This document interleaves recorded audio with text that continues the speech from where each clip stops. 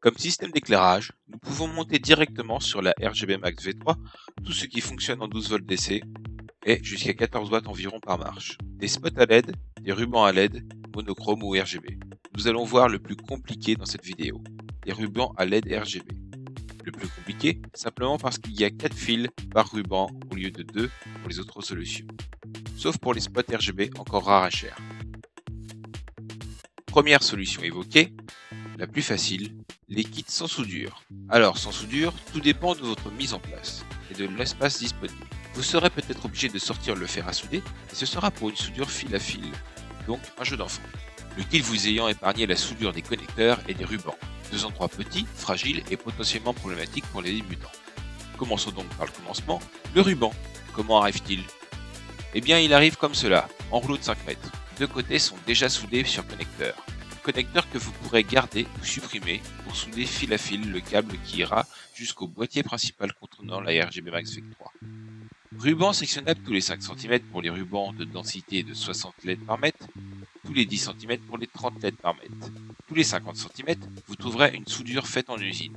Si vous devez vous connecter à cet endroit, il faudra préparer un peu plus votre ruban. Première chose à faire donc, découpez vos rubans à la dimension voulue avec un ciseau. Dans le cas des rubans waterproof, supprimez l'épaisseur de silicone transparent avec un cutter, en faisant une coupe nette à ras de la LED RGB sans atteindre les pistes et décoller le morceau de silicone.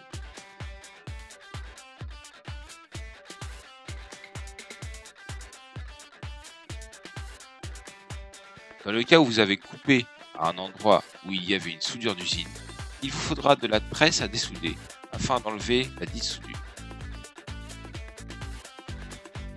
N'oubliez pas de supprimer l'éventuelle deuxième épaisseur de ruban présente à cet endroit en chauffant les contacts un à un, sinon ça ne rentrera jamais dans les adaptateurs qui vont suivre.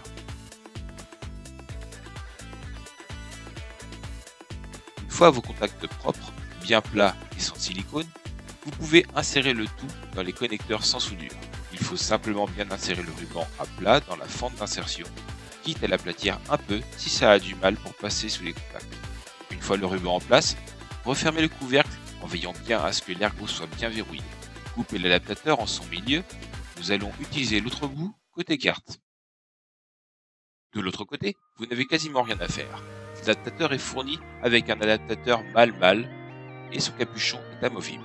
La flèche sur celui-ci sert à indiquer la position du plus 12 volts si tout du long vous avez bien fait attention à le faire coïncider avec le fil noir. Si ce n'est pas le cas, comme vous avez coupé le connecteur, vous pouvez l'enlever et le remettre dans le bon sens. Le capuchon amovible vous permettra d'ajuster la pression au mieux sur les connecteurs. En effet, si vous insérez tous les connecteurs avec leur capuchon, environ vers le 8e connecteur, cela deviendra presque impossible d'en connecter un de plus, car la pression des uns sur les autres tend à les écarter. Je vous conseille donc de relever le capuchon tous les 4 à 6 connecteurs. Ainsi, vous aurez toutes vos marches connectées et elles se tomateront les unes avec les autres. Je vous garantis que ce n'est pas prêt de partir. Voilà, vous n'avez plus qu'à souder vos fils avec les fils de la même couleur sur le câble qui est en transit entre vos marches et la carte, ou à utiliser des dominos ou des scotch plaques pour câble AWG22. Si vous vous soudez, n'oubliez pas que la gaine turbo rétractable vous simplifiera la vie pour l'isolement des fils entre eux. L'autre solution pour accorder vos rubans, c'est de souder directement les fils en transit, ainsi que les rubans sur connecteur. C'est plus difficile, plus long, mais moins cher et plus compact. C'est souvent la solution des gens qui savent déjà souder, et également celle des débutants téméraires. Les soudures en elles-mêmes ne sont cependant pas très compliquées, mais elles demandent un minimum de rigueur compte tenu de la petite taille de la connectique. Première étape donc, dénudez votre nappe de fil au cutter. Étamez en essayant de garder les fils groupés.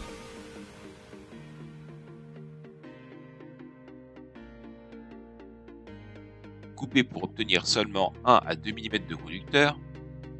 Présentez votre connecteur et votre fil bien droit et soudez les fils un à un.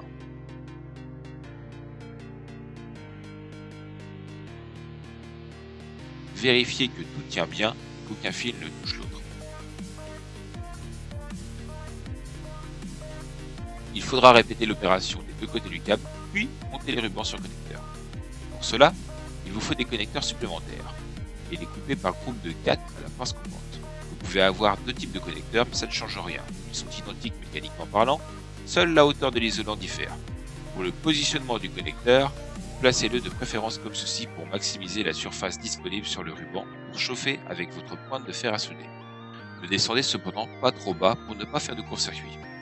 En vous mettant au milieu, ça marche aussi, et la surface en cuivre du ruban sera moins accessible. Attention cependant à ne pas dépasser les 13 mm conseillés pour le rainurage de vos marches. Préétamez le premier contact et soudez le premier contact du connecteur.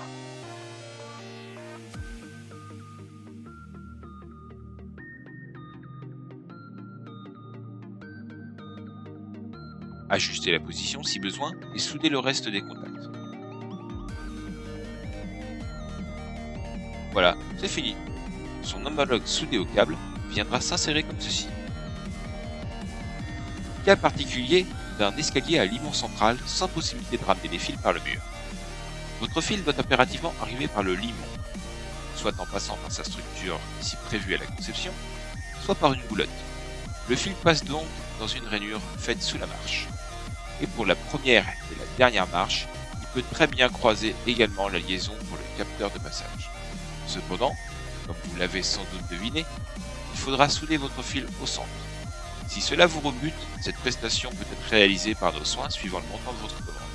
Pour souder, il faut évidemment enlever le silicone waterproof en plein milieu.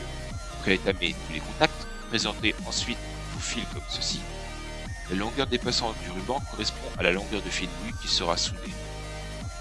Notez la position du fil noir et du plus 12 volts en haut. Tracez une diagonale s'arrêtant à fond à la fin du ruban de LED, en laissant la même longueur que ce que vous avez laissé pour le fil nu. Coupez, séparez, dénudez et étamez les fils. Soudez de bas en haut les fils un à un, de façon à obtenir cette disposition. Voilà, ça fonctionne. Maintenant que tout est assemblé, que vous avez testé votre câblage, si vous avez mis du ruban waterproof, n'oubliez pas de mettre un peu de colle à chaud sur vos soudures pour rétablir l'isolation de votre montage.